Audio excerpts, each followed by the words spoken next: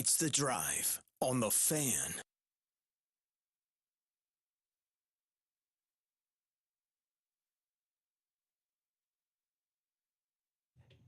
Hey, everybody. Good morning on a Wednesday. It is The Drive right here from the Finley Hyundai Studios, Fan Sports Network. Greetings, salutations, and good morning. Devin, Dixon, Paul Ratliff, Tara Atkin, and we will give you a little caffeine fix. We're all fired up today. I mean, absolutely fired up today. Game one of the Stanley Cup last night. Go Knights go. And then game one of the NBA Finals tonight. Loaded show today. We've got lots to get to. Blank game.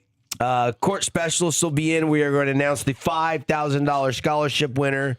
A visit with ABC4's Wesley Ruff. Wesley will be jumping on with us on the Zoom live stream today at 8 a.m. As we'll be talking Utah Jazz draft, and we'll be going down, going up to Salt Lake for. I was going to say down, but we're going actually up. It's a little uphill from St. George to Salt Lake City to Wesley Ruff. So loaded show today, but we start first with the best thing we saw in sports from the last 24 hours, and there's a lot from the hockey game last night. I'm going to warn you now.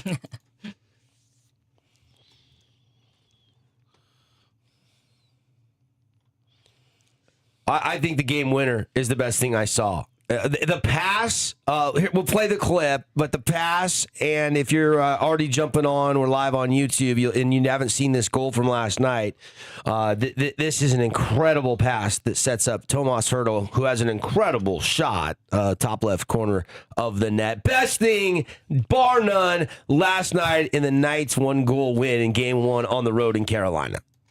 A little too much on it, a little more touch. Sissons might have been in the clear down the slot. Hertl from the right side. Give and go. He shoots. He scores! Tomas Hertl. 5-4 Knights. That backward pass that set him up was insane. First Stanley Cup final in a decade. And Tomas Hertl gets the Knights back in front. Is it enough? Yeah, you wonder, Dan. Yeah. Dan Duva, the Sicilian soundbite right there on the VGK radio network. Paulie, third best goal of the playoffs for the Knights?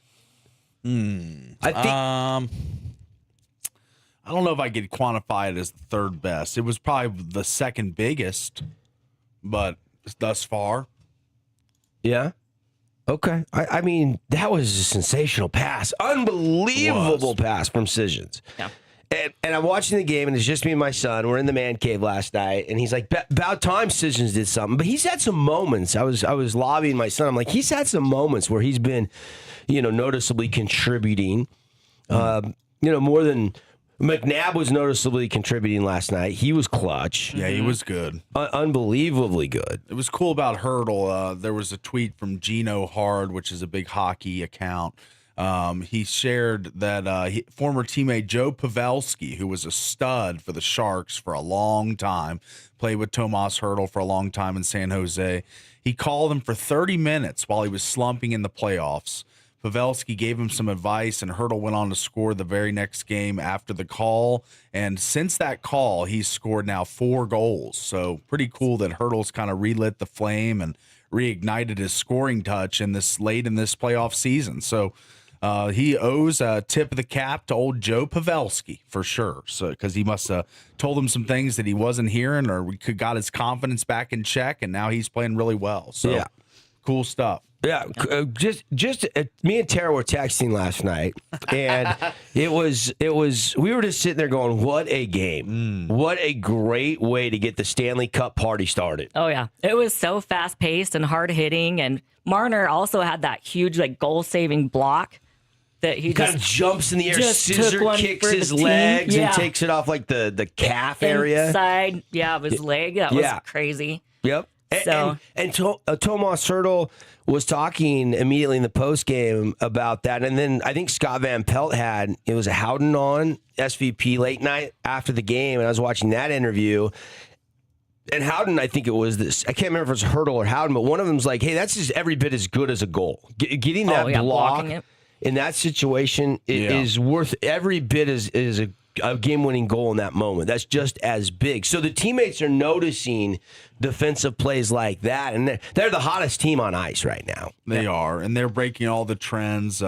Entering Tuesday night, road teams were 0-55 when down multiple goals at any point in the Stanley Cup Final Game 1. Carolina held a 2-0 lead after 12:58 or 12:08 of the first period. So that's the first time that's ever happened. Someone comes back on the road, and what Carolina realistically after that second goal by Ehlers, it was a madhouse in there. It was crazy. And the Knights don't panic. That's right. There wasn't panic. They just don't panic. They just go regroup at the end of the first period, and boom, what do? They come right out and just boom, score, boom, score. Before you know it, it's Knights in front 3-2. Yeah. And it was cool because Torch, they showed him on the bench yelling at the guy saying, hey, don't panic. We're going to get our shots in. Yeah. And the shots were heavily in favor of Carolina in the first period. Yeah, it was 12-3 or something. They had more than doubled them up. Yeah. I don't remember the exact total.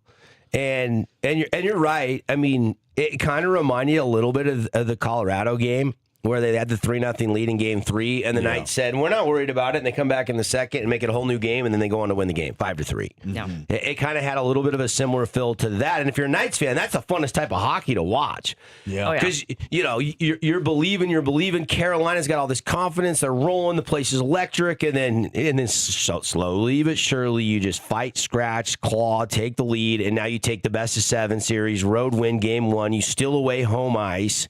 I mean, as quick as Ehlers' goal was in the first, Knights had one just as quick to start the second. It was like 3 of the fastest scored goals in some of the playoff history, they were saying. Yeah. I mean, that Ehlers one was top 3, good thing I was ready and locked in. Carolina fans, I hope you got home from work to see your first goal of the night. Right. That's right. The first period, I'll admit, was a sloppy frame for the Knights, and I don't know if it was the crowd, but they had multiple turnovers. They gave away those couple breakaways on odd man rushes. Yeah. Third, to allude to Tara's point, it was the third fastest goal in the history of a Stanley Cup Final Game 1. Yeah. Yeah, look, wake up call, but then they just slowly go about their business. Shea Theodore makes it a 1-goal game, so Shea scores. Who had the second goal? William Karlsson, I believe it was Wild Bill. Wild Bill, I think it was Wild Bill that scored. Or did he give him the goal on the 3-2 lead? I think he was the second goal. I'm pretty sure. Yeah, so let me look. It was Ehlers, Theodore, Barbie. And then Wild Bill Karlsson. made it 3-2. 3-2. Yeah. And then Jordan Stahl for the Canes made it 3-3, Howden 4-3, Shane Gostisbehere 4-4, and then Hurdle the game-winning golden goal 5-4. Oh, unbelievable. Unbelievable.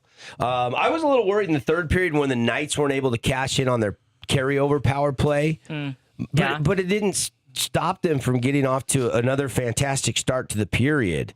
And this game, this team, this run, it just seems magical. And I mean, you heard me yesterday. I was just giddy that the Knights were underdogs in this series. Yeah. That the books had them as, plus 130, plus 135 on the series price as well as the game price last night. Knights were all the way up to, I think, plus 255 on the money line after the first period last night when it was 2-0.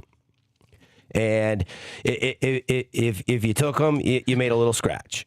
It's hard to take a team when they're down 2-0, but if you've watched Knights hockey, you probably had confidence to take them. Yeah, I would agree. Paul, you and I were talking about that last night, and we pounce. And the Knights come back and make it work out. So, Look, fun game, great series. I can't wait for game 2. I can't either. Oh, I can't wait. But the nice thing is tonight we got NBA Finals game number 1. So that'll help us get to tomorrow a little bit quicker. Wemby's going to carry us over. Yeah, until we get back to hockey. Yeah, that's right. Man, based off the TV, I have to pose this question: the Caniacs out there. Are they going to be as loud in Vegas as the Caniacs were? That was a ruckus arena last night. Now, there was a lot of goals scored. Yeah. I mean, 9 total goals scored in the game. It makes for an exciting game for the fans. Yeah. I thought the goaltending was still pretty good last night. There was some incredible. I mean, Hart had a couple incredible saves. Anderson had a couple incredible saves. I mean, it seems like they got shelled last night. But I actually didn't think it was poor goaltending. There was just a lot of great plays. There was a lot of plays made, high skill plays that Frederick Anderson, he was left out to dry a couple times from what I could tell. It just and the game winner. And so was Hart, yeah. one-on-one with Ehlers twice in the first 5 minutes. I mean, they left him out to dry as well a few times. So the defense for both teams was a little suspect in this game one. That's why you see 9 goals scored. The over was 5.5. I mean, that game-winning goal, we just played the clip for you, where Sissons kind of goes, no look, back to a give and go with Hurdle, as Duva described it. Yeah. Like, you're right in front of the net. Yeah. There's not a lot Anderson can do to stop that shot if that's perfectly placed from Hurdle, which it was. I mean, it's just boom and boom. And he's so close in front of the net in the middle of the ice. And Terry, you said it yesterday, a lot of traffic in front of the net. When you're that close, you're not going to stop a shooter like Tomas Hurdle. He's too good. You're not going to miss that. And the pass to Howden on Howden's goal from Shea, was that a pass or was that just a flick on net? Because it ended up looking like one of the best passes I'd ever seen. I don't know if it was a good decisions, but it was a good pass. And I just couldn't tell if Shea did it on purpose or not. There's such thing as a shot pass. Yeah. So he might have been trying to do that. No, but it wasn't on frame. It was right to the stick of Howden, who was barely behind the defense, to flip it up and over. I mean, there's not much Anderson can do on that one because it was so perfectly executed. Right. Yeah. So if you enjoyed game one last night, you were chanting "Go Knights, go!" Yeah. You were chanting "Go Knights, go!" The Canes have plenty to, for as good as these teams are, they did force the other team into a lot of turnovers last night. There was a lot of turnovers. Hannafin had a terrible turnover. You saw him hanging his head over there. Had to kind of have a short-term memory loss because Hannafin's a valuable player. But and the Canes even their coach on the stall goal, he gave that one away. It was a bad giveaway. You're right. Yeah. But even Rod Brindamore was saying in the post game last night, look, too many mistakes against a good hockey team. So it wasn't just the Knights that were making careless, out of character mistakes. Both teams were forcing each other into some careless mistakes. There's a lot of risk taking, I thought, last night in the game one win. 5 goals for the Knights, 4 goals for the Canes, and the Knights still game one on the road. This is that play you're talking about by Hannafin, who coincidentally used to play for the Canes. Martinook couldn't play it in, then Hannafin whiffed on the clear, and they score! And it's just those little things. Little things can end up and that's keeping the zone, deflection. Like certain things just extend puck possession. And that time, Stahl was just waiting right there, ready to snipe. And the last goal Carolina got was kind of a judgment call by the referee on an icing call. And look, I mean, I'm 9 years into my hockey fandom, if you will, coverage. I didn't really, play the sport growing up. I went to one Tri-Cities American Western Hockey League game when I was a kid in Tri-Cities, Washington. I just didn't grow up around the game or in a city that had hockey. I grew up in a small farm town in Washington State. So when the Knights came and I went down to my very first game ever, it was the first preseason game, I was all in. I fell in love with the sport and haven't looked back. But the nuances of icing, I was not. I guess it's like pass interference in the NFL. If it's going to bounce off the puck, if the Canes are going to get it versus the Knights are going to go get it, where the pass came from, where I don't know. Terry, do you know the play I'm talking about last night? You and I were texting about that. Yeah, we were. Late and when they re-see it again, he kind of chases it back behind, and at that point, it kind of became a judgment call on the referee as to who. The Knights, clearly the bench, if you looked at the Knights bench, they're just like, whoa, wait a minute. No. Yeah. And so then they get a zone face-off draw, and Carolina scores and ties the game. Yeah. And so there's little things like that where I'm like, why did they call that? And, I'm sure I could have got the breakdown from somebody online last night, which I failed to do so. But it was an interesting call. The Knights certainly didn't think it should have been called icing. No. Then the Knights went and got the puck off the boards. And not the Panthers, but the pass did become maybe a yard behind the red line, So maybe he needed to be out in front of the red line there. Got to advance past the red to dump it in. Yep. So anyway, it didn't hurt the Knights at the end of the day. That's right. As they end up on the right side of things. Yeah, Knights go up 1-0, and at this moment in time, one of the most, I have to say, this is one of the most thrilling, I don't know, types of moments in sports. Like every playoff team that makes a run and wins it all gets really, really hot. This has to be just, euphorism for Knights fans. Like the way that this playoffs have changed from the regular season with the did I say the word wrong? Euphoric. I think it's euphoric. Euphoric. Or euphoria, one of Euphoria. the other. Yeah. I was looking for the right word there. Yes, you were looking for it. Yeah, it's early. Sometimes those team wins championships. Sometimes they win Super Bowls. Sometimes, they get hot and then they crash out. The Knights could still falter. Yes. But last night, I don't see any. You're going to have a hard time convincing me that this team isn't going to hoist the Stanley Cup trophy. I mean, intense 5-4 road win. It was. Teams that win game 1 of the Stanley Cup final have gone on to win the series 76.4% of the time. So this is not smoke. This is not fanboy talk. This is backed up by 76% of the there's time. A lot of that you win game 1. Past sample. And that leads you to believe that's that. road teams, that's home teams. That's just when you win game 1, you're now a 3-1 favorite. Yeah. What is the line? Because the Knights were plus 130, 135 on the series prize. Now is it flipped? Are the Canes plus 130? Probably flipped or more in the favor of the Knights than that. Let me look here. Because once the first game is played, things drastically By the way, the change. Knights have not lost a game 1 in the entire playoffs. They have won every single game 1. One game 1 against the Mammoth, the Ducks, they did against the Avalanche, obviously swept them, and then they did it again last night. It is Knights minus 160, Carolina plus 132. Yeah. And so, like, if you bet heavy on the Knights last night, maybe you feel like Carolina's going to clap back and it's going to be 1-1 regardless.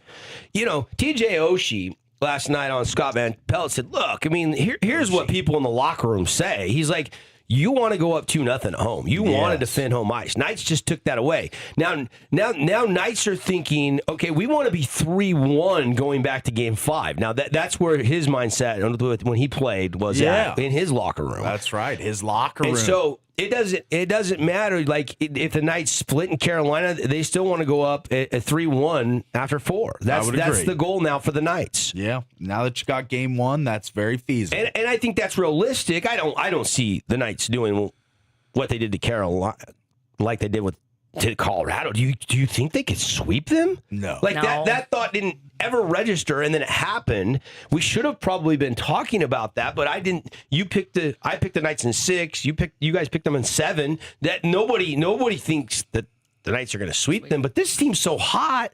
Like, what if they go get game 2 on Thursday night? Then you could probably start talking. Then we could start. Yeah. Oh boy. All right, Knights win 5-4. Let's go. It's nighttime, baby. The Fortress was rocking. They had a watch party down. Toshiba Plaza was rocking. Vegas is buzzing. Didn't see a ton of Vegas fans out there in Carolina and Caneville making the trip. Yeah. I thought Carolina did a pretty good job of packing it with the home fans in this game. A lot of red. Unlike the NBA is different than the NHL, though. Yeah. And Vegas is different because it's such a desirable place to go on vacation, get some sunshine, lay by the pool, do a little gambling, blah, blah, blah, blah, blah. It's Vegas. Got your concert, comedy show, whatever. Yeah. So you do get that infiltration of visiting fans more. Like, Paulie, Tara, anybody on their bingo card have a planned trip to Raleigh for vacation anytime soon? No, if you go to North Carolina, you're going to Pinehurst to play golf, or you're going to the Outer Banks to the beach. You're not. Hey, let's spend a week, 10 days in Raleigh. The Canes fans were fired up for this one. Yahoo Sports reported 22 hours ago the average get-in price for Game 1 of the Stanley Cup Final in Raleigh is higher than Game 1 of the Spurs-Knicks in San Antonio. Average price was $807 for the Canes. $807 for just a get-in seat versus $783. So it was close, but the NHL beating the NBA in this specific matchup. Oh, and look, I mean, the get-in price in Vegas for Game 3 is, $700-ish. Saturday night, just way up top. Now you can get a Tower Plaza reserve seat for $600, but then you do get $100 food credit. But there's not a way to slice it. You're not going to get a cheap ticket for the Stanley Cup Finals. No. You're just the $150, $190 regular season lower bowl seat that you stole, on tick picks outside the stadium, in half hour before they drop the puck. Yeah. That doesn't exist in the Stanley Cup Finals. People want to be part of the history, the moment. They want to see a Stanley Cup game. I've been eyeballing tickets. All right, got to take a break. We're off and running in the Finley Hyundai Studios. When we come back, blank game. After that, Clint Waters, owner of the Court Specialist, featuring Sport Court in Southern Utah. They're going to be in. We've had this fun partnership. This is year 2, giving a $5,000 scholarship away to a local senior athlete, and we've got the winning recipient. We'll announce and unveil that, and we'll talk with Clint and the winner. Here about 7:30, they'll be into the Finley Hyundai Studio. So we're really looking forward to that. That's been fun to see that grow. Appreciate everybody that entered and submitted their athletes. We had a really good increase from year 1 to year 2 in the participation, and we hope it just continues to grow. So we'll have that story for you coming up as well. We're loaded on a Wednesday on The Drive.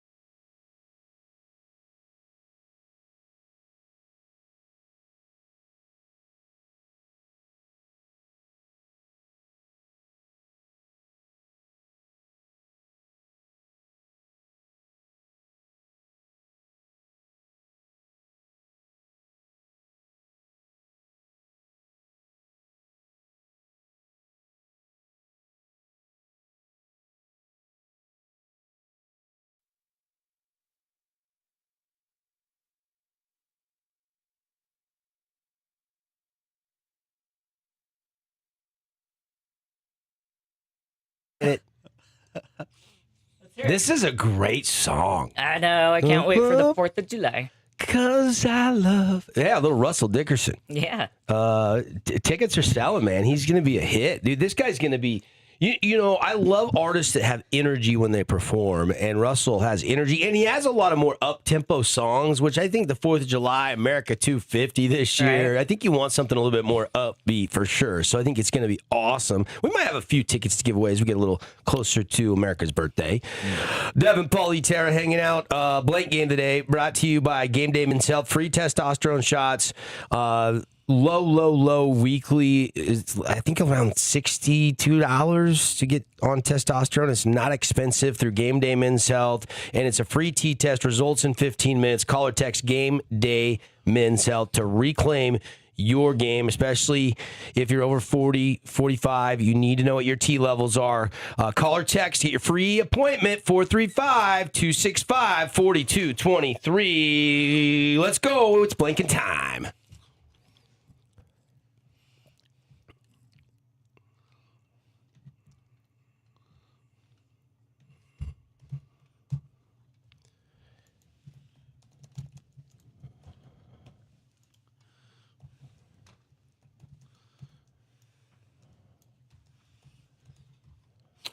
All right, let's get started here on the blank game. Let's go to the NBA realm as we've talked a lot of hockey to start the show. Yes. How about your realistic percentage for the Knicks to upset the Spurs is blank? Go ahead, Tara. You can go. We were just talking about this in the break, and Devin said he's a little bit scared of the Knicks. Yeah, They're a good team. They are a good They're team. shaking in his boots over there. I would give them. I really like Wemby though, so I'm gonna say maybe a 40% chance they could upset the Okay, Spurs. that's pretty high. Pretty high. I like that. All right, Less- 40% less for than Tara. half. Yeah. You got reasons for the 40%. Why do you believe that there's 40% chance for the Knicks? You're giving the Spurs a 60%, so you're giving them a little more than a slight favorite in this matchup. But why would you think the Knicks can beat the Spurs? I just think they have a good team. They've got some real ballers. What's his name that we're just saying? Brunson. Yeah. Jalen. Sorry. Jalen Brunson's a dude. And in playoff, Jalen Brunson's even better than regular season Jalen Brunson. 40%.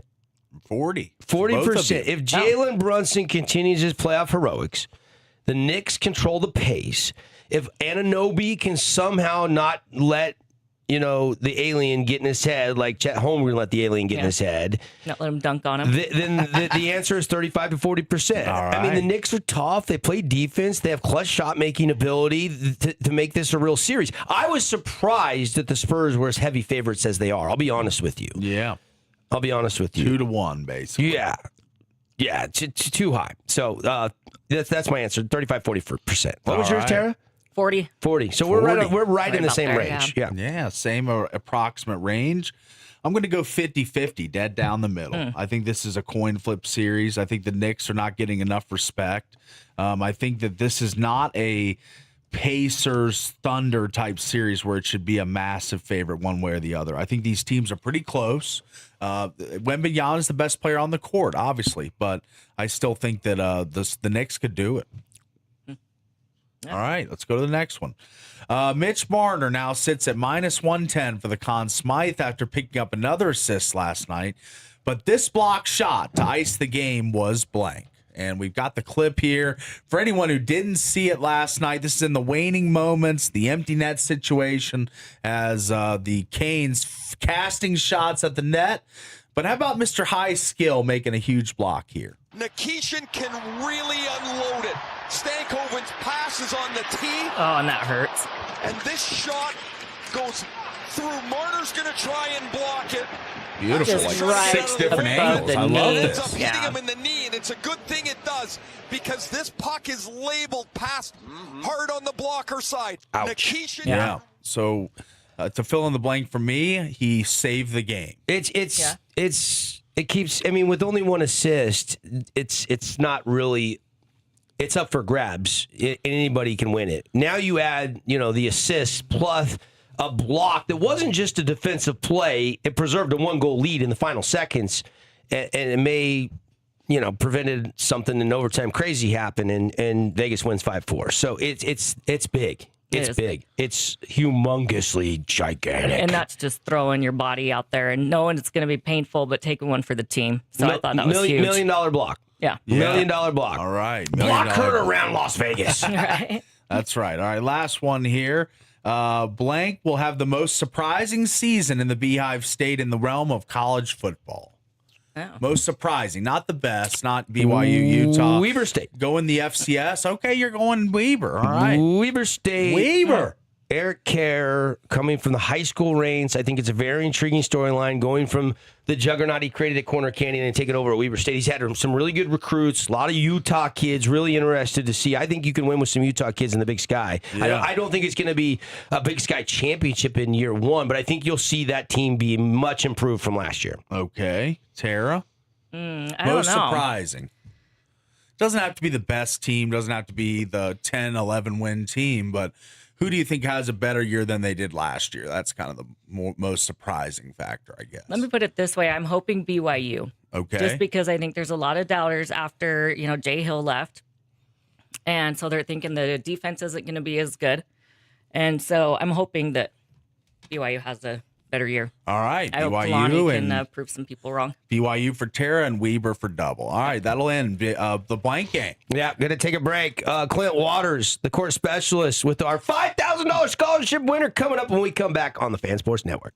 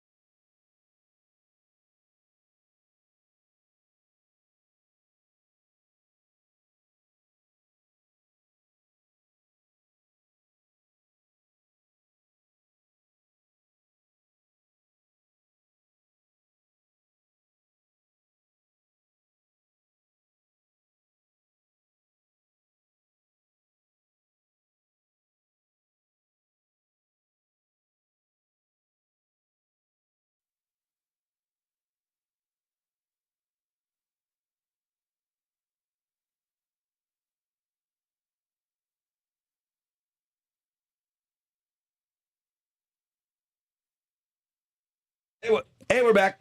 Did you miss us? Fan Sports Network on a Wednesday. Thank you for loading us up, locking us in on the app, on the website, on the good old-fashioned airwaves called radio. Also streaming the show on our YouTube page. Just search the Fan Sports Network and give us the old subscribe button. And we are very excited because we have some very special guests here in the studio. If you're watching the live stream, you can see that right now. We've got Mr. Clint Waters, who is the owner of the Court Specialist, featuring Sport Court here in Southern Utah. Good morning, Clint. How we doing? Another fun day. Hey, good morning. We're excited to be here. Get up to the microphone. I don't want you to be all shy. And without further ado, Tara, give me a drum roll here. Clint is going to announce the winner. This is year 2 of the $5,000 scholarship. And Clint, you get the honors this morning. And our winner of this year's $5,000 scholarship goes to Tess Peterson from Desert Hills High School. I love it. How about it? Way to go. I heard entries were good. A lot of growth from year 1 to year 2 as the applicants. It was. We had a good uptick. We obviously would like to see it get better, but with that being said, it was the more entries, the little tougher decision making process it was, but I think we found the right candidate this year, just like we did last year. I love it. Yeah, last year was Camden Smith from Pineview, a football player, correct? Was it Boston Wilden? Boston Wilden. Different offensive lineman. I got the wrong off. Cam's like, where's my money? Wait a minute. I'm paying for college. That's right. Tell me what stood out in Tess and why you and the staff ended up choosing her. It really came down to a couple items. I mean, we really liked her community service and her involvement in the community. We like the aspect that she's moving on to play a college sport. Cool. She's no college. Here she comes. Yeah. Yep. Unless she changed her mind since we last talked, Tess. No. Okay. We're going to talk to Tess in a second. Okay, what else stood out? That was the big ones. I mean, an individual that moves on to play college ball, it's, there's always financial struggles. It's tough. It's very demanding. I mean, I don't know if Tess realizes this, but when I coach girls travel softball, and these kids, they don't realize when they get to college, it's kind of a job. And you don't have time for a job, right? And so we, wasn't one of the criteria, but at the same time we felt that, we wanted it to be somebody that could benefit from it and be able to help them focus on their studies. Whether she realizes or not, that's what she's going there for, is studies. That's awesome. Let's bring in Tess here. Tess, what was the reaction when you heard the news that they picked you as the scholarship winner? I was kind of shocked. Like, it hadn't really registered to me. I was in the car with my mom, and she looked like super excited she was looked more excited than me. But I was just so grateful and honestly could not get the words out. But I love it. Senior graduation, how'd it go? it was super good, super fun. Senior trip, funner than graduation? Yeah. Okay, good. Now you're a two-sport. Yes. Two-sport. We saw you playing basketball. Obviously, great run there. New coach Irvin, you did a great job in his first season. You guys went deep into the tournament. And then soccer is kind of the sport that you've selected to go play at Snow College. And you're the goalie. You've been the goalie for Desert Hills High School. And talk about what Snow is saying and how excited you are to go up there and have a little money in your pocket to put towards books and tuition. Yeah. I mean, I have a friend going with me to Snow, so it's super excited, and I'm super grateful to have that opportunity to continue playing the sport that I love. And now that I don't have to focus on getting a job as well while I'm there, it just makes it a little easier so I can focus on my sport and school. Yeah. I mean, not to steal Coach Crowshaw's line, but there's only so many turkey farmers in Snow that you can go to work for. There's only one golf course up there you can go park carts at, Tess. That's the Palisades Golf Course. That's actually a really fun golf course, by the way. Paul, you got a question for Tess? Yeah. So, Tess, you're obviously going to play at the next level. Has your coaches sent you, your workout plans for the summer? Have you already kind of started, the preliminary workouts and getting adjusted to the college weightlifting and all that comes with it?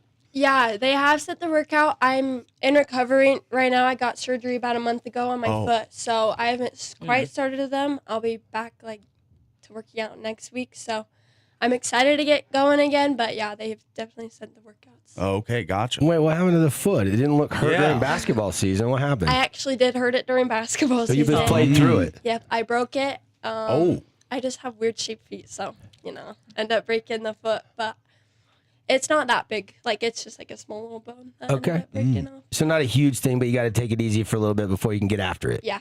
Good stuff. Good stuff. Favorite moment from soccer memory, favorite save or favorite win for your team? Is there anything that stands out? I know I'd love to ask you this 20 years from now, but I'm asking it right after graduation and your senior trip. I think my favorite win was club soccer last year. We played in the state cup championship game at Rio Tinto, and it was one of the hardest games I've ever played in, and I ended up keeping a shutout, and I saved about 27 shots. Wow. It was a really fun game. That's awesome. State Cup, you win that, you go to where? We went to Idaho last year, so kind of boring, but it was still a great opportunity. Oh, that's where I'm from. Yeah. It is boring, though. I'm not gonna lie. That's why I moved down here. No. They moved it from Rio Tinto to RSL Academy now because my daughter's soccer team played in the State Cup Championship, and it wasn't at Rio Tinto. Yeah, they changed it. And they're going to Nashville this year, but we lost. Yeah. But we lost. So you guys won it. How'd you guys do at Nationals? We lost in the semis Okay. against a team from Oregon. They were really good. Yeah. But you guys had a good team. You guys had that good run. Obviously, Yep. we called that state championship game that got moved down to Southern Utah, and could have went either way. And, ended up going to PKs, and that was a crazy game. What's it like in PKs to go to the for a state goalie. championship? Yeah, Like, that's do you gotta just be crazy. Do you just live in the moment? But now when you look back on it, you're like, yeah, I was pretty nervous. I kind of live for those moments, and I've done it for so long, so it doesn't really, faze me. I get nervous, but I think it makes me more excited than nervous. So I would have guessed basketball would have been your favorite sport because you were really good at it. But it's soccer. Yep, soccer. Was it close? It was really close until about last year and the year before. I just decided soccer was my sport. Now, you didn't start as a goalie, as in kicks or in club ball, right? Because I don't even have a goalie not like kicks, but as soon as I got to club ball, they stuck me in the goal because I was that weird tall kid that they didn't know what to do with. Yeah, your dad's pretty tall. He's got some height on him. Yeah, I love it. Talking with Tess Peterson, our winner here on the Fan Sports Network in the sport specialist. $5,000 scholarship, year 2, giving that away. Clint, you hear Tess talk and share memories, and I think you picked a very deserving young lady, young student athlete, I should say.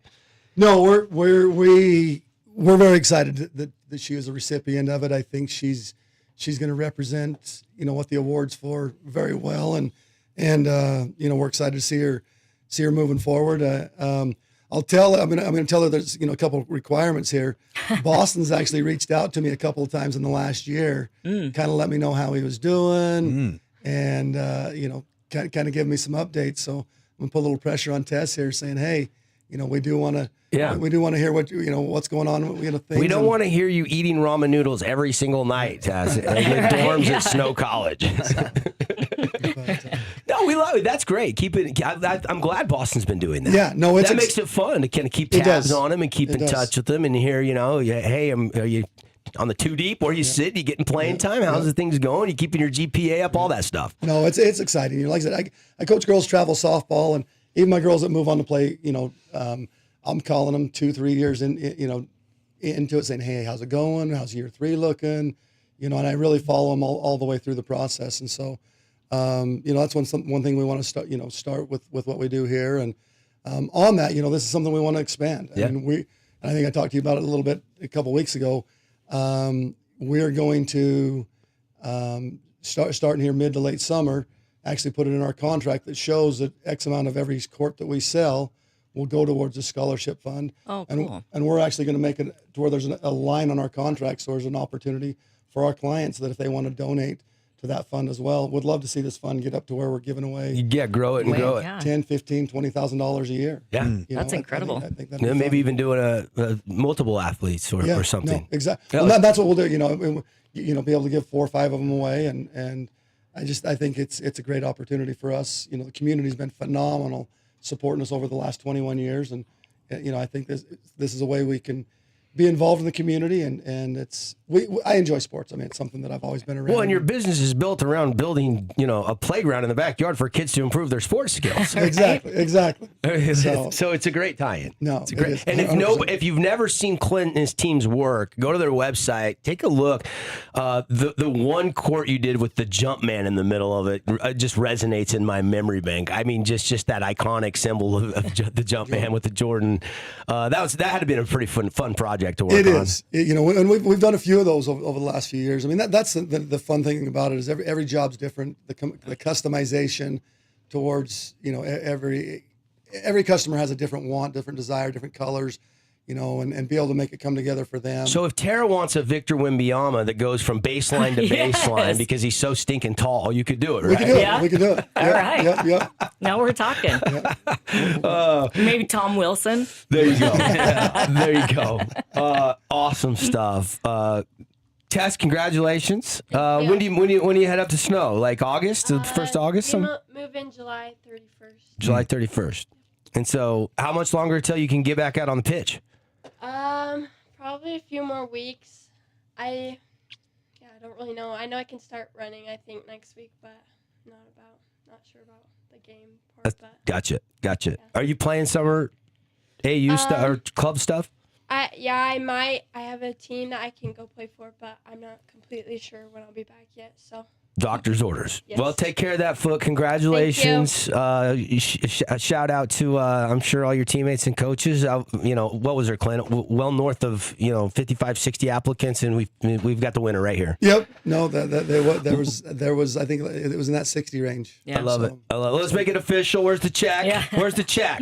It's outside. We got to get the check. We got to make it official. She doesn't have the money in her pocket yet. We've got to give her the check, and then this is going to be fun. I want a video of Tess walking into the bank to try to cash this check. Yes. Look at that. There we go. There you go. Tess Peterson, everybody. Clint, let's get her parents in here, and we're going to get to a break. But, big round of applause. Tess Peterson, our court specialist, $5,000 scholarship award winner. Thanks, guys. Thank you. All right, we'll take a break. Back in a flash on the Drive on the Fan Sports Network.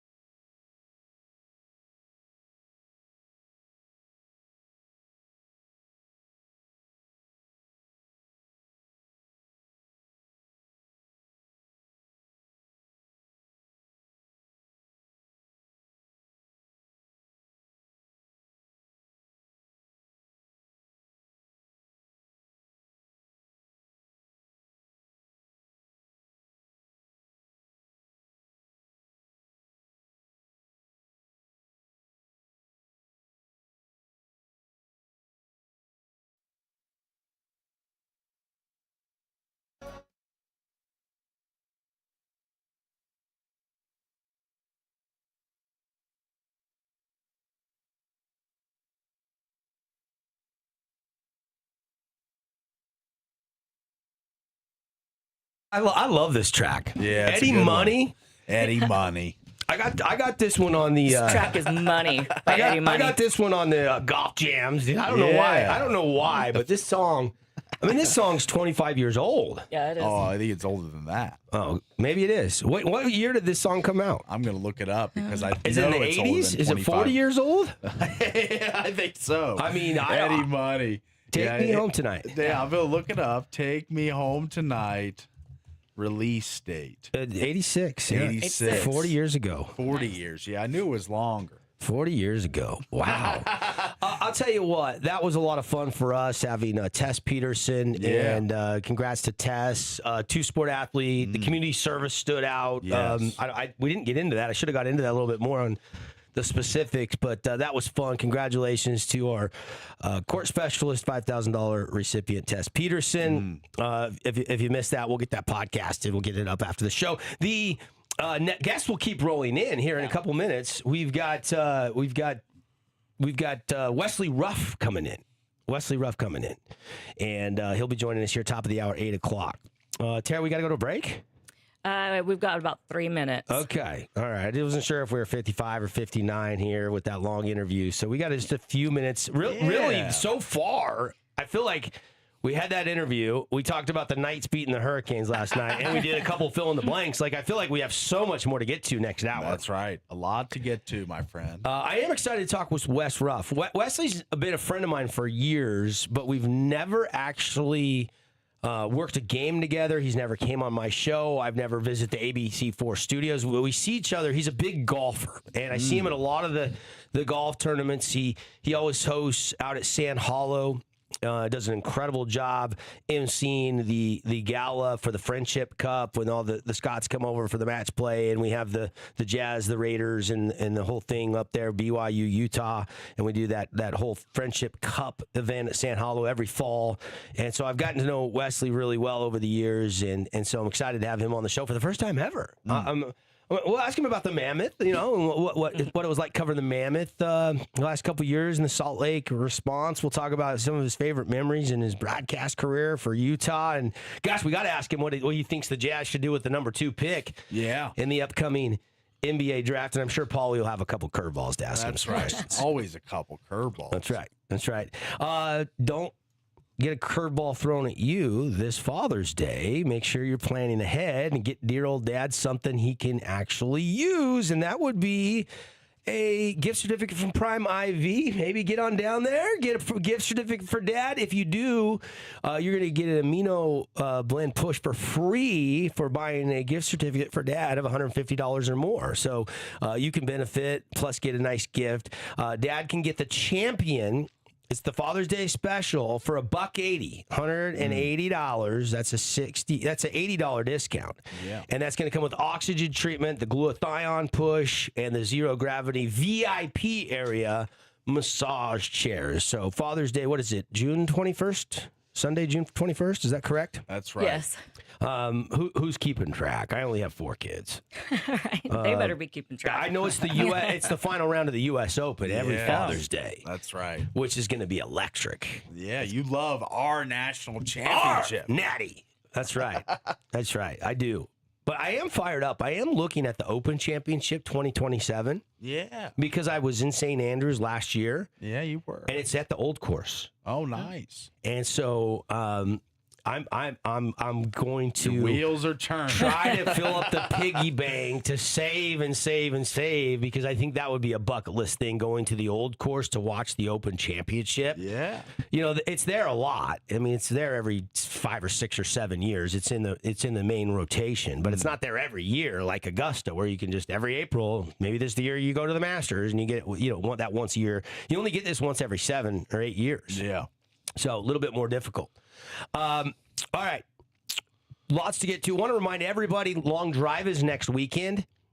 The Utah State Long Drive Championship presented by Findlay Subaru. 10 divisions to grip it and rip it. You can do walk-up registration starting next Friday at 3 o'clock. Nice. In all divisions. Yeah.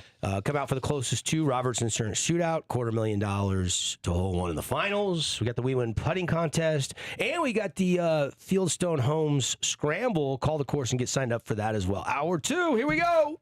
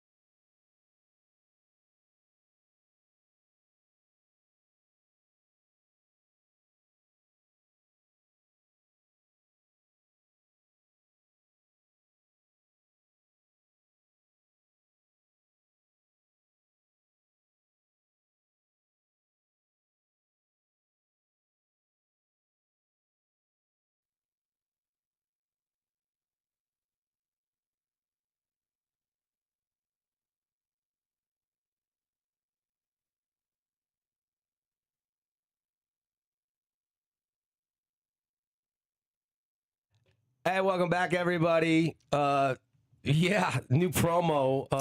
We're going to have to start thinking about what we'll do if the Mammoth make a run to the Stanley Cup Finals, because our very next guest sure covered them a lot the last couple of years since they got to Salt Lake City, and NHL is now in the great state of Utah. Wesley Ruff, 41 years with ABC, jumping on, joining us on the show and on the live stream. And good morning, Wesley. How we doing, my friend? Good morning. It's early for me, but yeah, good morning. This is my bad that it's been 23 years in radio down here, and you've been doing it for 41 years, and we have never ever had you on the show. So better late than never. Yeah, we've talked about it. Yeah, we always talk about it. We talk about it when we bump into each other at the golf tournaments or whatever, where we see each other. Wes and I usually see each other most often at the golf course. I think that's the one common thread here. So you probably won't see Paulie very much unless you're on the driving range and he's at the very end, taking divots after divot after divot. That's right. Nice. I like it. Wes, glad you jumped on. I want to talk some Jazz, the draft coming up, the number 2 pick. We want to talk some Mammoth. But first of all, we want to congratulate you on 41 years. You're going to be, hanging it up and retiring from ABC4. So we had to have you on before the big retirement party. Yeah, thanks. I decided to bag it up. My last day on the air is June 21st. So the last day of the U.S. Open, Father's Day, longest day of the year, and I'm bagging it up. So. I love it. What was the reaction when you told the powers to be like, you've been a fixture in Utah sports for so long, 44 years in the business, most of them spend in Utah. Yeah, I think a lot of people were surprised. But I'm old. I'm 68 years old. It's time to go. There's too much golf to be played, right? Yeah, you got to go live your best life. With that head of hair, there's no way you're 68 years old. There's no way. You don't look a day over 50, 52. Like you've aged gracefully, my friend. Well, 68. I did not know your age, but I would have not guessed 68. I'm not blowing smoke. In all reality. When I was born, there were 2 less stars on the United States flag. That's pretty good. Yeah. In all those years covering sports in Utah, what are a couple, your favorite, seasons or teams to cover? Maybe some memories that stand out that you've got the privilege of covering in your time up there with ABC. Going to the NBA Finals, those 2 years were great. For me, it was hard because I covered that first year. I worked every single day from like April 15th when the season ended, April 16th, all the way through Father's Day when the NBA Finals ended. So I didn't have a single day off. Wow. I was on the road. I was home. Even when the Jazz weren't playing at home, we were still doing a show at night after the news. So I worked every single day. And so that got hard. And, coming up with stories every single day, different stories for the show. It was crazy, but it was fun. It was amazing. I was in Houston when Stockton hit that shot that sent him to the NBA Finals. So that was great. Going to the Masters. I got to go in 2004 for the first time when Mike Weir was the defending champ. Oh, yeah. And covered that. And then I've been back a couple of times to watch practice rounds, and that's amazing. Everything you've heard about the Masters and Augusta, it's better. It's better. Yeah, I've been 2019. Tony, Tiger, Molinari were in the final group, and I was there on that Sunday when Tiger won his last major. So I literally wanted to eat the grass off the fairways just as tribute to being on sacred ground. Yeah, and there's not a single blade of grass out of place on that course, is there? It's immaculate. Yep. Wesley hanging out with anything else? Any other fun? I mean, that was a magical time, the Stockton and Malone era for basketball fans in the state. You know what? Several bowl games and NCAA basketball tournaments were fun. One of the highlights was covering Missy Marlowe, University of Utah gymnastics team, when they were in St. Paul for the Nationals. I believe it was 92 in her senior year when she won 4 of the 5 individual events. She won the all-around. She won the ball. I think she got. Did she win the bars? Boulder bars she didn't win, but she should have. And beam and floor. And it was one of the single greatest individual performances I've ever been able to witness, have an eyewitness to. And it was great. That was crazy fun. That is cool. Yeah, I don't remember Missy Marlowe. I got to look her up now just because you went and covered it, and she was so darn good back in the 90s. I mean, I wasn't even in high school yet. So living in the state of Utah. Yeah. She was from Salt Lake and was in the Olympics in 1988, wasn't going to go to college. And then Greg Marston said, hey, why don't you come help out the program? And she did. And she kind of struggled for a couple of years. But boy, her senior year, she was unbelievably good. So love it. Paulie, go ahead. Wesley, I saw you tweeted April 27th. I've been to a lot of events covering sports in Utah in my 41 years at ABC4 Utah, including the NBA Finals. But this is better, way better. And it's a video of the Mammoth after a goal. Yes. And how about those? How about that squad this year after the first year? I'm sure you covered them in their inaugural season, but this year, a huge spike at climax in the playoffs. Talk about the Mammoth's run this year. I love the Utah Mammoth. Both my sons played hockey in high school. One of them played a year in college, so I was kind of a hockey fan anyway. When the Mammoth came, so excited. But this year was great. Got to know the players a little better, and they are all just great individuals. So much easier to talk to than Jazz players. Jazz, Right. It's got so much more difficult to work with the Jazz and cover the Jazz over the years. But the Mammoth players are great. So many great stories. And just the playoff run was fun. They pushed Vegas as far as any team did so far in the playoffs, and easily could have won that series. They were leading in the third period in every game but the last one, and should have won. They were like a minute away from leading 3-2. Right. Wesley, that was a heartbreaker. Oh, I love it. I mean, the crowd is just electric there. It's the best. I really enjoy hockey. And, you see Tony Finau there, Kyle Whittingham there. Whittingham said that hockey is the best best sport to watch, best spectator sport. And I agree with him. I do too. And like you mentioned, the crowd, I was at that last game covering it as well. And, they stood up on their feet and they cheered them off of the ice, and I know it was a heartbreaking moment for the team and they were disappointed, but they can't be disappointed in that crowd because they love them and support them. And it's an amazing environment. That was one of the things that was a revelation, was how much the crowd got into it, because the Utah Grizzlies were here, but they'd only draw like 5,000-6,000 fans. They had a hardcore group of hockey fans, but they didn't do well with walk-up traffic. Right. So I didn't know how well the Mammoth, the Utah Hockey Club, when it came, would do. But boy, they were just embraced, and people were into it full on, and it's just gotten better and better and better. Wesley Ruff, our guest here. Give him a follow on X at Wesley ABC4. You can see the last couple final tweets before he goes off into retirement. But you said there's golf to be played, so you plan on getting out and swinging the sticks quite a bit. So you probably got to be ecstatic, and that means we'll probably see you down here in Southern Utah on occasion, because we got some great tracks down here. I hope so. I have a tee time at 10:30 up at Wasatch State Park. So I love that course. There we go. I'll wrap this thing up eventually so I can get up and I love golf. Golf has been my favorite. Basketball, I played basketball in high school, stunningly, at Springville High School, and I really thought I was going to play in college, and I was stunned when my last game and nobody came to recruit a 5'8" guard that wasn't he was stunned. Was a really good shooter. And pass was kind of a 4-letter word for me. So, but I love covering basketball. Love covering the Jazz in the early days.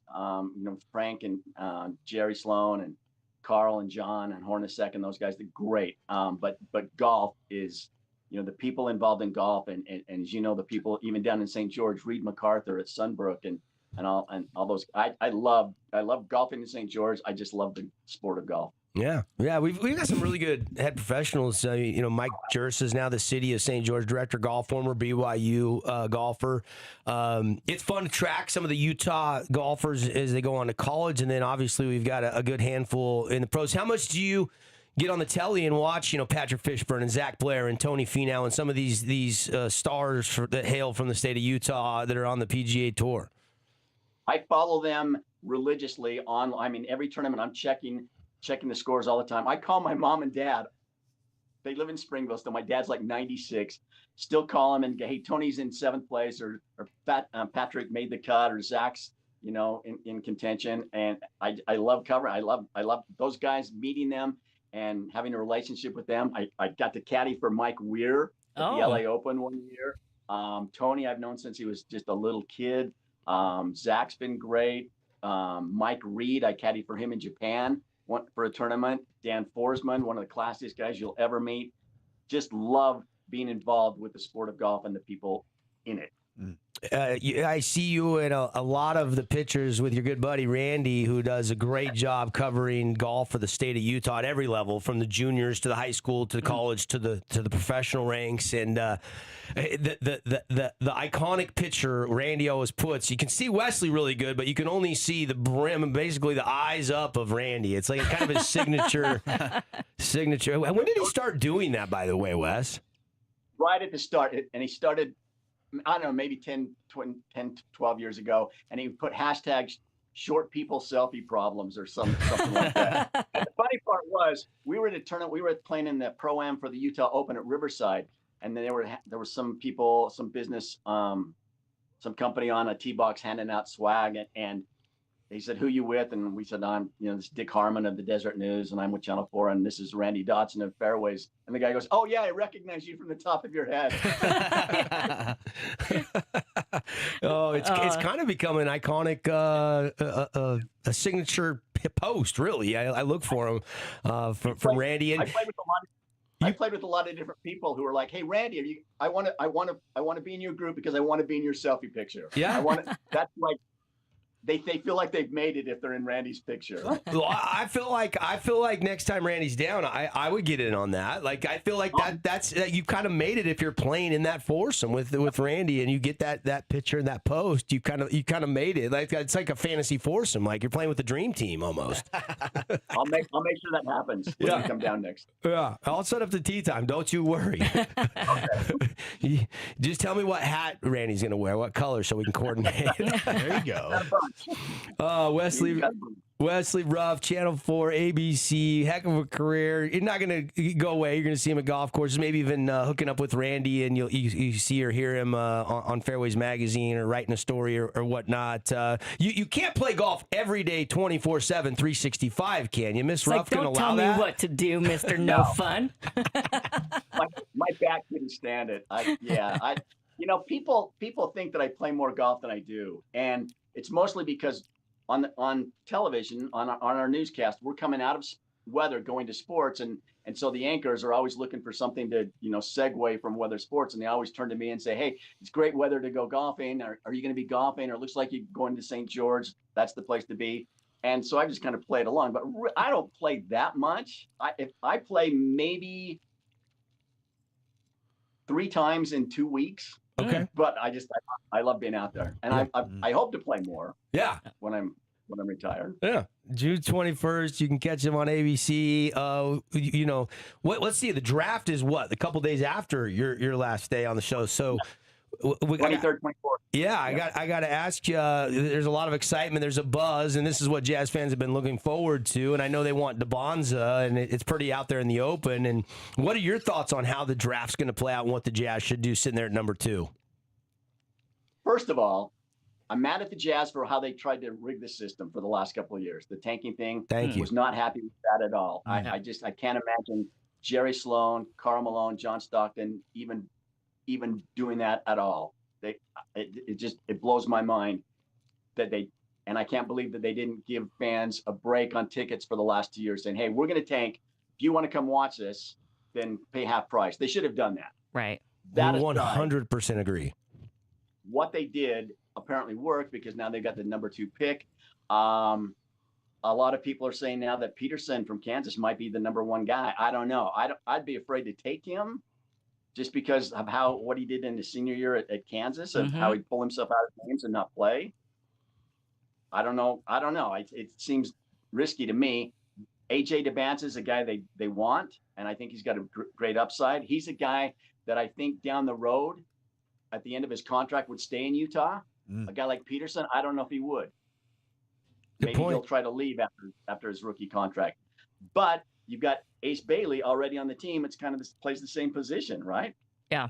So if it were me, I would take Ace Bailey and that number 2 pick and maybe a number 1 pick in the future, trade it to Washington to make sure I could get AJ DeBanza. Yeah. Yep. Yeah, and Washington might be okay to do that if the price tag's high enough. But they kind of got Ainge and Ryan Smith by their foot, because they know that DeBonza played at BYU, but they know that he went and played at Utah Prep, and he likes the state of Utah, and he doesn't seem like a big city guy. That he seems like a guy that would embrace, kind of like Donovan did his first first 3 or 4 years in Salt Lake City. Absolutely. Yeah. Yeah, no, I totally agree. And people forget Ace Bailey, before he was drafted, said he wanted to play in Washington. Yeah, he did not want to go to the Jazz. Is He come Ace here for sure, but is he happy now? Have we won over Ace Bailey yet, Wesley? Do you have any inside information on how Ace is liking, Park City area? The problem with Ace was his agent that he had when he before he was drafted. He said he only wanted to play for certain places, and the Jazz told him, you can go other places, but you're going to play here. You're going to play immediately with the Jazz. You're going to get a chance to start. And he started 72 games. Yeah. So he did get to play, and he fired that agent finally, and he's happy here. Everything we've heard, he's happy. I was talking to Craig Bolerjack, and yeah, Ace likes it here. And I would hate to get rid of him because he's obviously showed he's a good player and he's got the potential to be even better. But age, I don't know. That's a toss up for me. I like both those guys. So. Well, Wesley, now that obviously the tanking era may be over for the Jazz with this number 2 pick, trading for Jaren Jackson, what do you think the forecast for the Jazz the next few years is? Should fans expect a playoff trip? I think, like the Mammoth last year, if the Jazz don't make the playoffs this year, I think it's a failure. I think the goal now with the team they have, if you can keep Walker Kessler through free agency, if you can keep him and Larry Markkinen and Jackson, that's a great front line. And then Ace Bailey, Keontae George at the guard line, and you add a rookie like if it's AJ, if it's Peterson, if it's Boozer, and you've got Filipowski and Isaiah Collier, a couple of the guys who can play. This is a playoff team. If they stay healthy, this team is a playoff team right now. I love it. What you're going to miss this last push for a Major League Baseball team. What's the latest you're hearing on that? I know that's probably a hot topic for the baseball fans up in northern Utah. Absolutely. And Travis Green, our newest addition to the ABC4 sports department, apparently we're trying to corner the market on guys named Green, sportscasters. Rough was taken. Green and now Travis Green. But Travis talked to, is it Bob Nightingale, I believe, of the USA Today. Baseball expert, did a great interview with him. We had the story on late last week, and then we reran it on Real Sports Live. I'm sure it's online someplace. But he said that Salt Lake's a lock. He thinks Salt Lake City is a lock to get, if they expand, that they will get the Western expansion franchise. And hopefully they do. Yeah. That'd be great. That'd be great. But here's a problem that I foresee.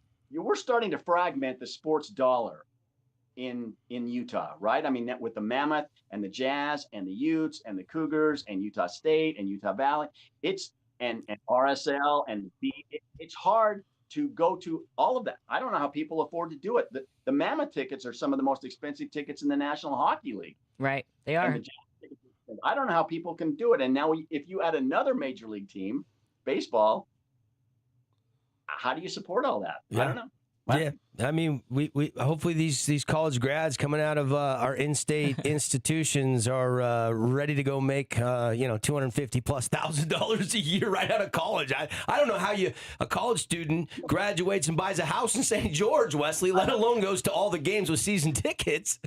I know. Well, don't get into broadcasting if you want to make money, kids. Know that. It's for the love of the job. It is, yeah. I can't tell you how many people come up to me and just say, you must have the funnest job in town. And I'm sure you get that a lot over the years. You have the best job, Then you tell them how much it pays. They're like, ooh.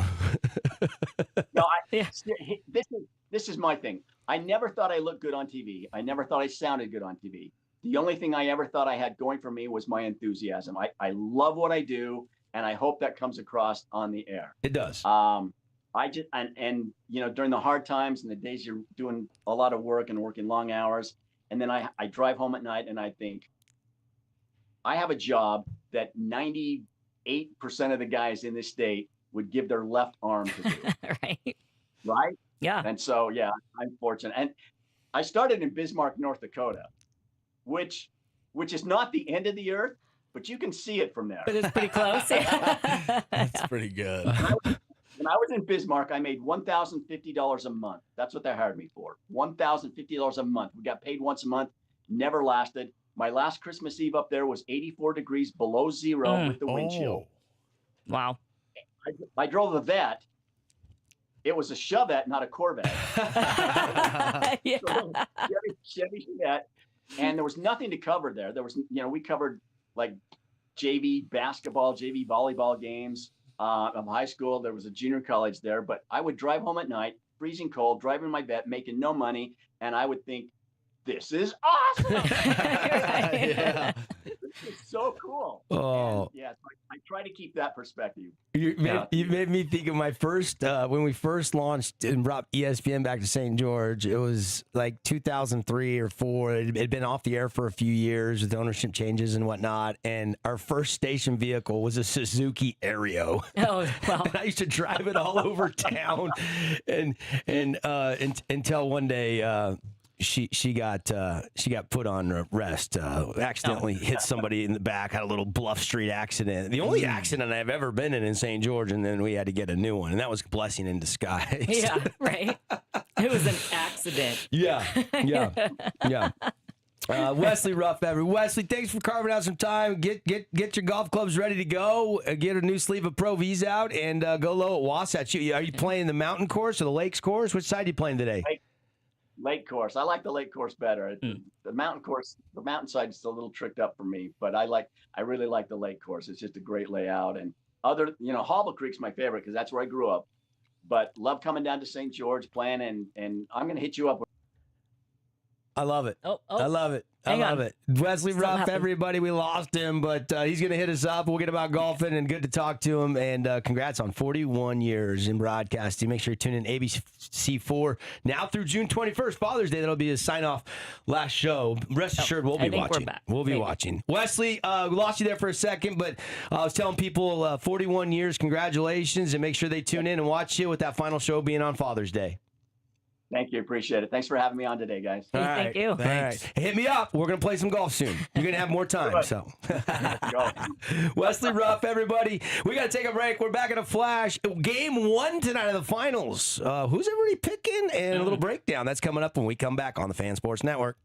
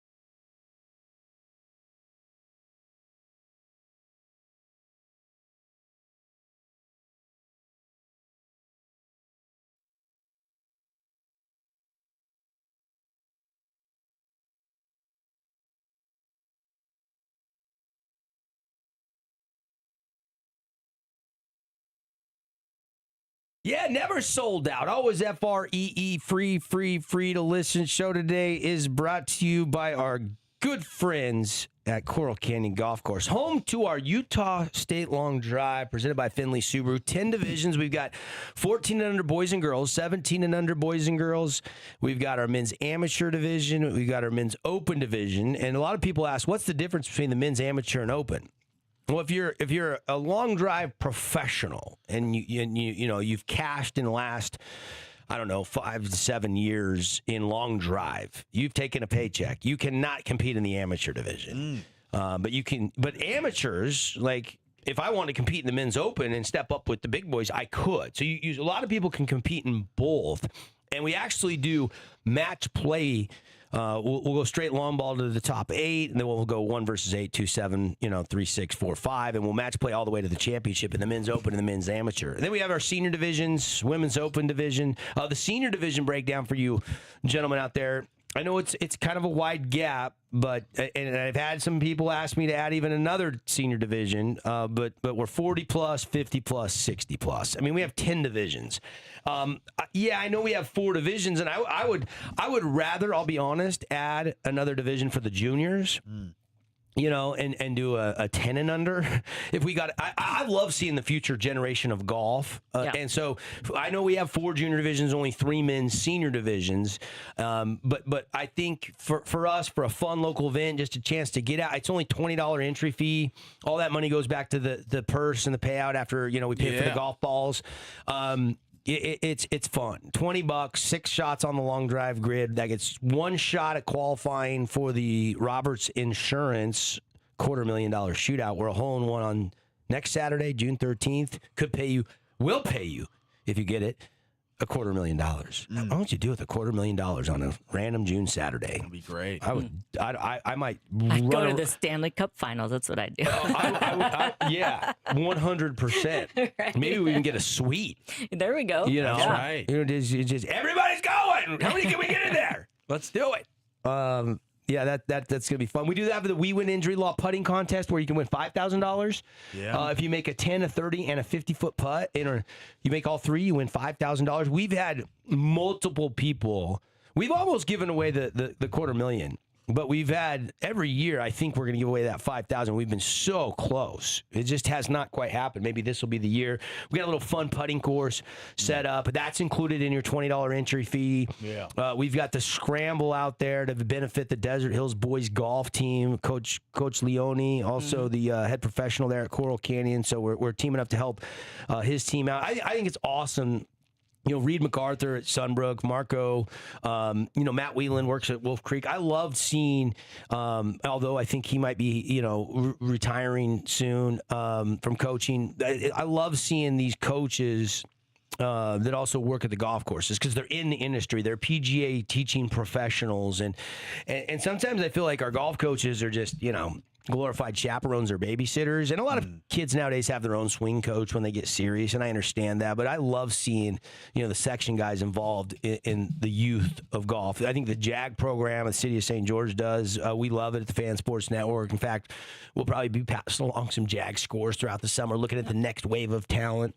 We're all fired up. We've got our brand new sponsor on the show, the Rev Tour, which is sponsoring our long drive and our show. So if there's any golfers out there that want to get the competitive juices flowing, if you want more information about the Rev Tour, their summer season starts next week. Yeah. It is a perfect time to sign up.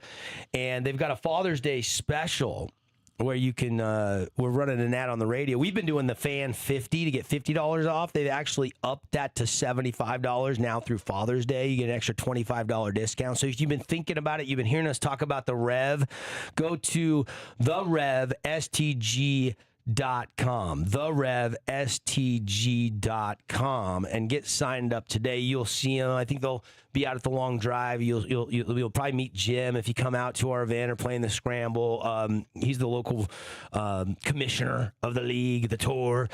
He's working 18 hours a day trying to get this off the ground and build this out for Southern Utah to have an outlet to play golf. So we're super excited to partner with them. Take advantage. Go check out the website, therevstg.com. and come compete against me and Tara. Now, we haven't convinced Paulie to sign up yet, but we found out that there's a 30-plus handicap division for him. There is a chopper division. There is, they call it the chopper. Yeah. What are you doing on the golf course? Chopping it. Chopping it. That's right, buddy. Wedge in my hand. Chunky. Yep. And all my ladies, we got to get out there. Yeah. We need more ladies. Join Tara and Tammy, isn't it? Yeah, Tammy. Tammy Poe. Yeah. Tara's got some work to do. She's got to get 5 rounds in the summer between Lake Powell's. You can be at Lake Powell for like 10 days. Yeah. So that's her zen. That's her jam. Yep. Me and Paulie, we got the invite to go out and join, but then what happens with the show? And I've got the Denver thing, but I need to get out to Lake Powell. I have not been for 2 summers. At Lake Powell. Should we do the show from Lake Powell? We can do the show at Lake Powell. We can bring out the could. Comrex and we can do it. From the top deck of the houseboat. We can, yep. Give everybody the view. A new first, the show on a boat. Yeah. Never done that before. Right, yeah. Never done that before. We Devin in his bathing suit. Paulie doing a belly flop off the top balcony. Yeah, that's right. That could go viral. That could. There, now we're talking. Yes. Yeah. Hey, game 1 tonight, NBA Finals. Yeah. And, the more and more, we've gotten closer finally to game 1, the more and more I like this matchup. I think this is a tremendous NBA Finals on tap. Jalen Brunson and the Knicks, Victor Wembanyama. And we were talking with Wesley Ruff about, the tanking and stuff, and he didn't like it. But, the San Antonio Spurs pretty much did the same thing, and they got Wemby. Yeah. With the number 1 pick. That was the a big win. ping-pong balls bounced their way. Yeah. They also got Stephen Castle and Dylan Harper. All 3 of which, I know Harper came off the bench in one game there in the Western Conference Finals, but they're an integral part of this team. When those 3 are playing well, this team is really good. But there's something about this Knicks team, the defense, Brunson just clutch. I think this is going to be a great match. And the line tonight is San Antonio is at home, so they are 5-point favorites. Yeah. They are favorites in the series.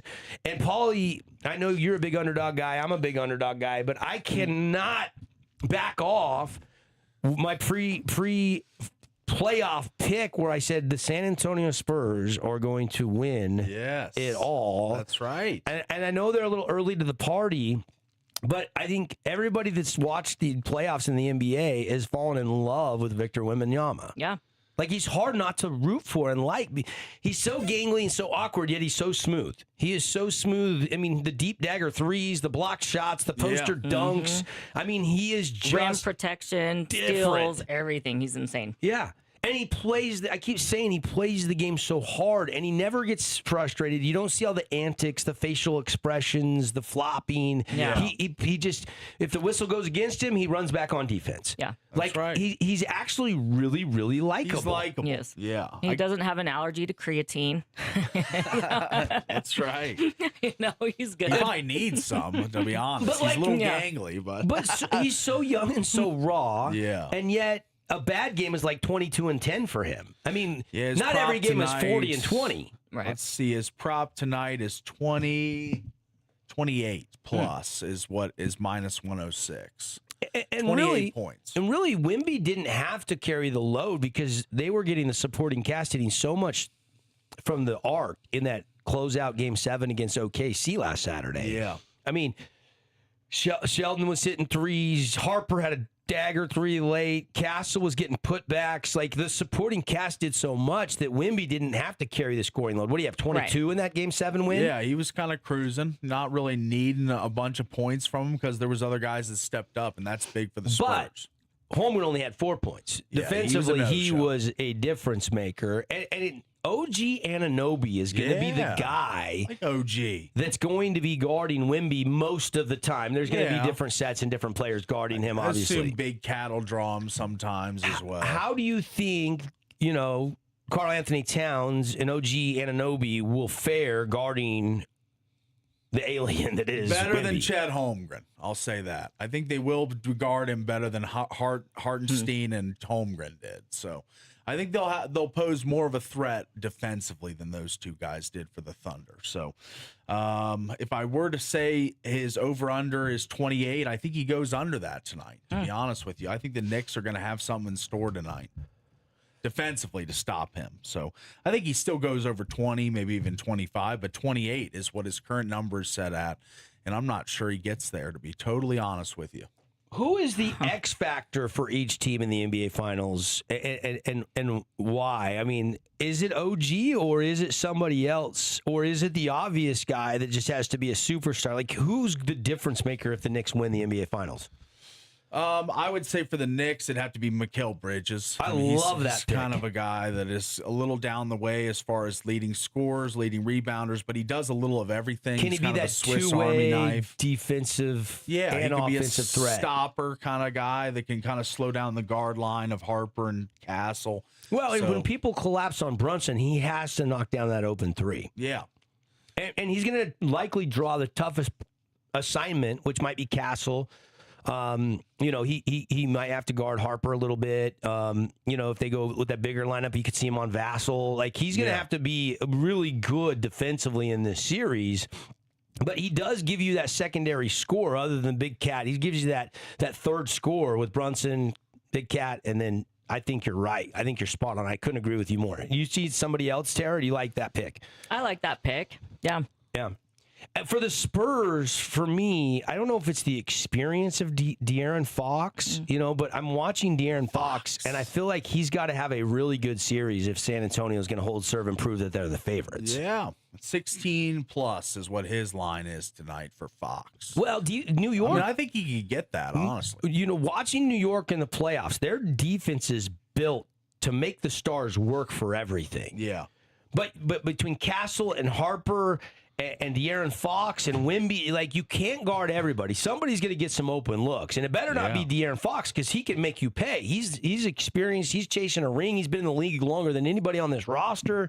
Yeah, of the big names at least in San Antonio. I'm sure there's some guys on the bench that have been in the league longer, but the point is, like, this is a hungry guy that sat around in Sacramento and watched Vlade Divac GM that to disaster levels. Yes. And now he gets a fresh start in San Antonio. And here he is with Wemby and company, and he's the veteran of this group in the finals. Yeah. So I think he's probably the X factor. If you want to go wild, like deeper down, I'm interested to see what Mitchell Robinson does for the Knicks. Yeah. I'm really interested to see, the health, how's the rebounding, can he battle Wemby on the glass? The Spurs have the depth advantage. Yeah. It is two contrasting styles as well as the way the teams were built. Yeah, I agree. The Spurs have done it all through the draft. Harper was a draft pick, Stephon Castle a draft pick, Wemby the number 1 overall pick. The Knicks have done it a different way. They acquired Jalen Brunson in free agency. They got Karl Anthony Towns with a trade with the Timberwolves that they traded for OG with a trade with the Raptors. Mikal Bridges a trade with the Nets. Basically, their entire starting lineup is either trades or free agent acquisitions.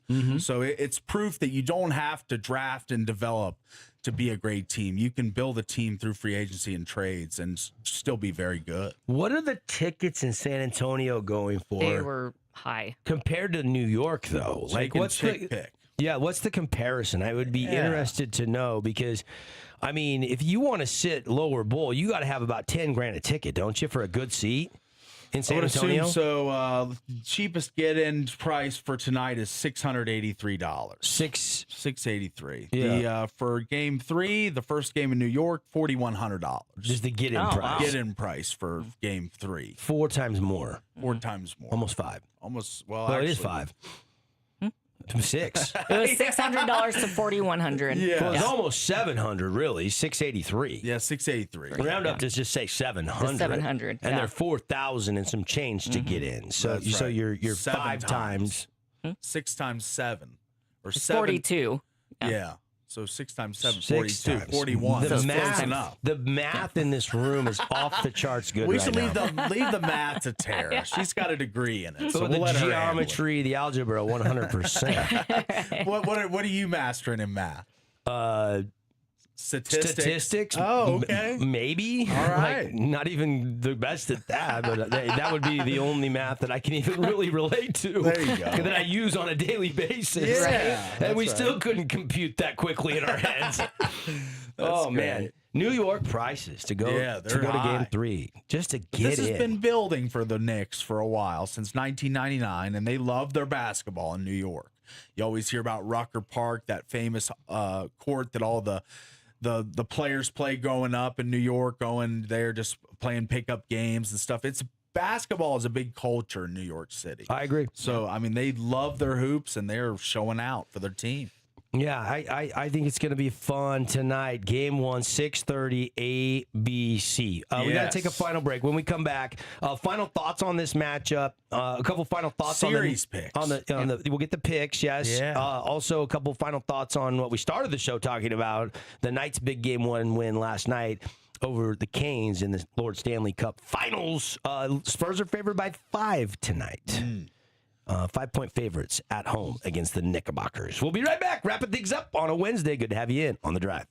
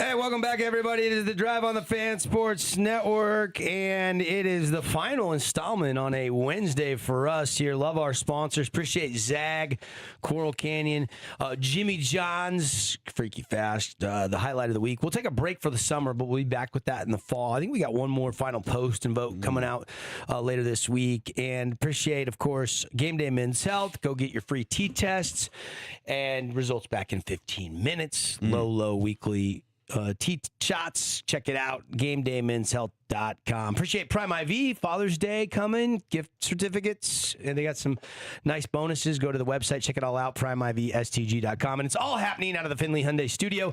Can't forget about our Utah State Long Drive Championship, which will be next weekend, next Friday, 3 o'clock. We're set up. We're hitting bombs at Coral Canyon Golf Course. That's right. I got to be there. What time for the ceremony? We are going to hit 2:55. All right, 2:55. 2:55. Right here, nappy time. Sharp. Nope, no nap No that nap day, time. buddy. Okay. I'll be there, ready to go, striping them deep and letting them fly. We are going to be out to Coral Canyon this afternoon, and we're gonna do some social media and kind of show you what hole 10 looks like, kind of, show you what the putting course could look like. We're going to go over, the Guess my $250,000. invite got lost in the mail or something. Well, I didn't mail the invites. I told you about it. 1 o'clock. Yeah. You said you He would didn't show up. mail You him. didn't say you would play. You literally said you would show up and just write in the card. That's what I heard. All right. I don't know how that's not an invite. I don't know what it is. Right. Okay. Are you going forward to to it. come, or are you going to be snoozy time? Leave me as a maybe for now. A maybe. A maybe. Okay.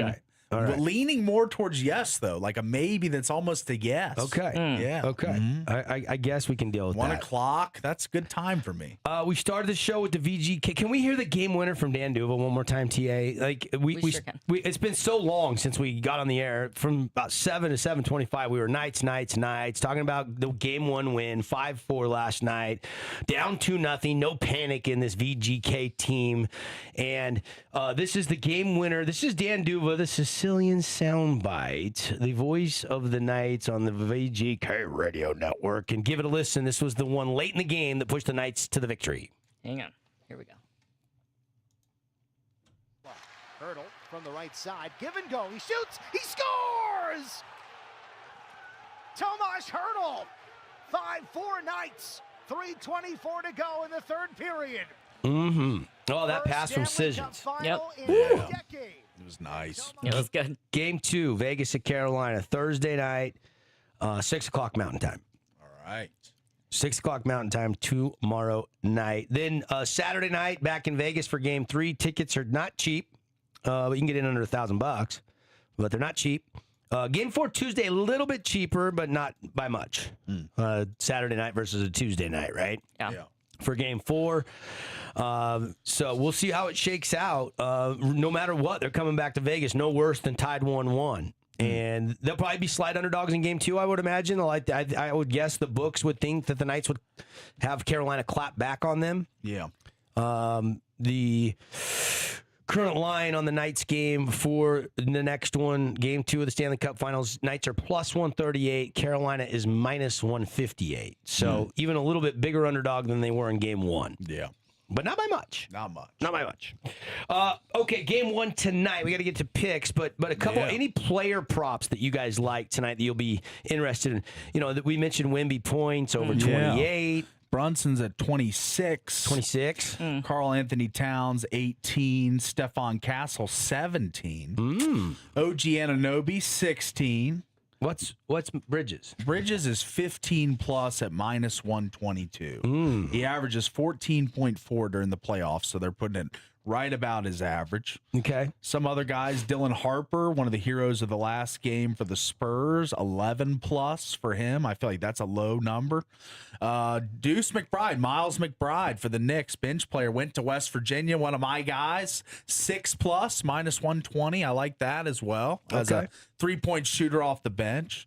You got a lot of guys with some really tight numbers, I think. How about 3-point shot made over 1.5 for Wemby? I do like that. Yeah, that's a good one. He casts them up quite a bit. Hit his second one in the third quarter of Game 7. It was the same number, 1.5. That's a good bet. He can get that 3 over anybody at any time. He's 7-4. As far as the sides and totals go on DraftKings, 54% of the money line bets at plus 154 are on the Knicks, 46% the other way on the minus 185 for the Spurs. As far as the spread goes, 52% on the Knicks plus 4.5, 48 on the Spurs minus 4.5, and 68% public loves betting overs.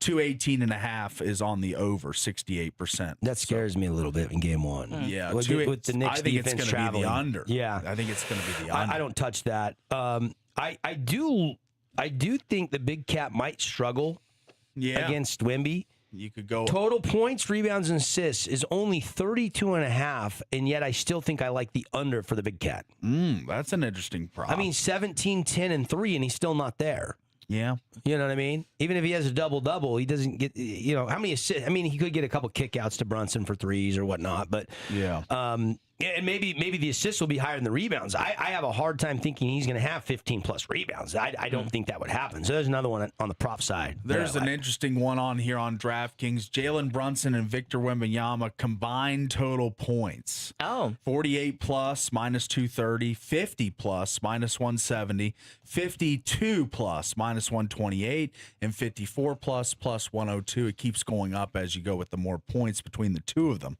But they do have a combined point total for those two superstars. I think that's a pretty interesting prop. Rest advantage, New York Knicks, the Wemby factor, the home court energy, playoff Brunson, a lot of storylines going into game one tonight. I love the road team to steal game one if they're going to steal any game in the series, though. So and you like the money line, but the 5 points I think is the smart play. Yeah. Like the Knicks plus 5, I think is where you would land. Unless you got greedy. Like the Knicks, if you want to get greedy, you could take the money. Look, I'm taking San Antonio in the series. Yeah, I'm taking game one is what we're talking about here. Let's do game one, then do our series picks. Who do you guys got for game one tonight? Spurs, but barely. Knicks cover. Knicks cover. 105. Let's see, 108, 105. Okay, that is a under by 4 points. All right, really? Tara? I'm going Spurs. Spurs. Yeah. I think I'm going to go under as well. All right. She goes under the 218. 18 and a half. All right. I will go with the Knicks plus the 4.5, 5. I think the Spurs probably edge it out, though. But I'll go Knicks cover. That's what I did. Okay. Yeah, that's what I'm saying. 108, 105. Knicks cover. Spurs win. All right. I just think game one, a lot of buildup. It's going to be ferocious. Both teams know the importance of game one. We gave you the hockey statistic where 76% of the game one winners go on to win the Stanley Cup. Do you know what the percentage is in the NBA? I don't. Yeah. I'll check on it. I don't know it off the top of my head either. Okay, let's get to the series picks. All right. Tara, you go first. Okay, still Spurs. How many games? We'll say 6. 6 games and the Spurs win it. All right. Yep. Devin? Why am I going next? I don't know, because my throat's clogged. Okay, that's a good excuse. Because he's choking on his spit. Give him a second. Yeah, give me some time. Look, you know what I'm doing. I'm taking the Spurs. You know, I mean, how many games? That's the important thing. The home team wins game one, and they win the final. It's even higher in the NBA than hockey, 78% of the time. In the last 60 years, 47 of the game one winners have went on to win the series. Only 13 have went on to lose the series. Yes. So, but road teams in game one, if they win about 44% of the time, if they win game one, they go on to win it all. So, look, if the Spurs win game one at home, they're going to win the title. And I'm picking them in a tight one. It's not the end-all, be-all, but I'm not going to change my pick from pre-playoffs. So, I got the Spurs, and I'll say in 7. All right, 7. Tara goes 6. All right. Knicks in 5. What was that voice? It sounded like the Monsters Inc. like lady. You're late again. Oh, Ross. Yeah. Mikey. You guys all have great voices for me. I don't have any voices for either of you, but I always get replicated my voice. You do, yeah. I do. All right, I'm going to go Knicks here in 7. How about the basketball mecca that is MSG is going to be on fire for games 3 and 4. I think that the Knicks take both at home. They take one on the road, go up 3-1, and close the series out in 7. All right. Enjoy game one. We'll be back tomorrow better than ever. Have a good one.